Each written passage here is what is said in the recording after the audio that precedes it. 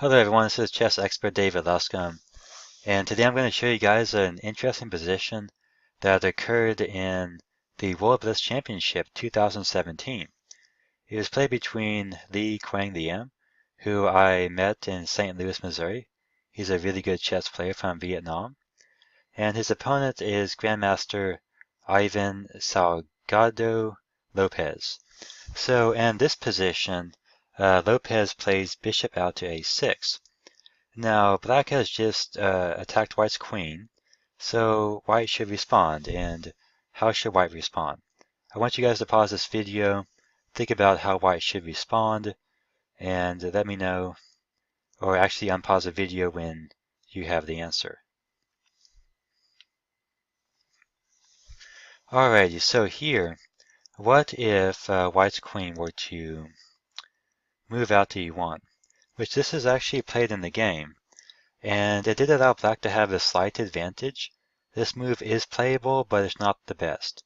It undevelops the queen, which is not very good, and it also loses some control over the crucial d3 square. It also allows black's light-squared bishop to have free range across the board.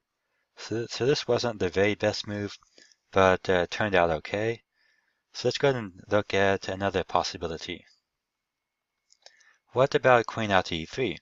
Well, that seems good at first because it does defend d3, but it falls prey to knight g4.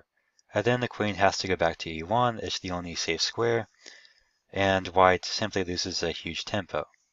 So black would have also a lot of pressure on f2 and much better placed pieces. So this variation would also give black a slight advantage. White has lost a tempo and black's pieces are much more active. So let's go ahead and take a look at another possibility.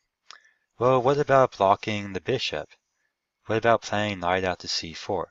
So although this knight does block the bishop, it's not the best move either because it allows the bishop to pin the knight to the queen. Now, if the queen is attacked and forced to move, then the knight can be captured. Fortunately, right now the queen cannot be directly attacked, but it could be later on. Also, in order to get out of this pin, white would have to make a silly move like pawn out to b3 in order to defend the knight, and then move the queen.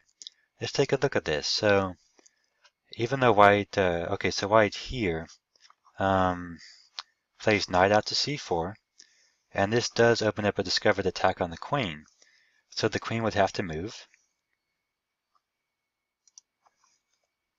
So queen e7, and then white could simply defend the knight with b3 and look to move the queen.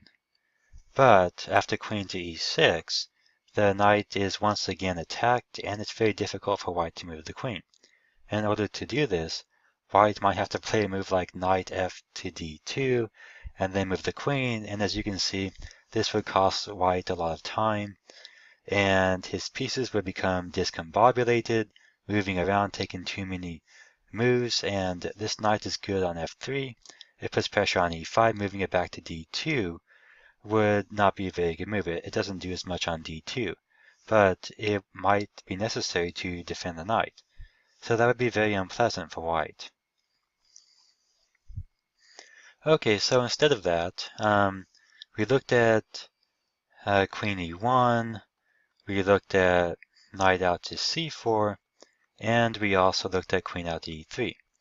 Well, really the only good option left, without losing the queen, or other material, would be to play the pawn out to c4. And this move by far is the very best move. It keeps the game equal. It cuts off black's bishop on a6, so now this bishop does not have as much space. It's not cutting all the way across the board. And in addition to that, it keeps white's queen in play. So the queen is doing very good on, let me get rid of some of these arrows. Okay, yeah, so the queen is doing very good on e2. It's able to secure the very important d3 square, so white is not giving that up. And in addition to that, this pawn on c4 is defended twice. So although it is pinned to the queen at any time could just move out of the way, and the knight is able to defend the pawn. So it makes it very hard for black to attack it, and that's really good.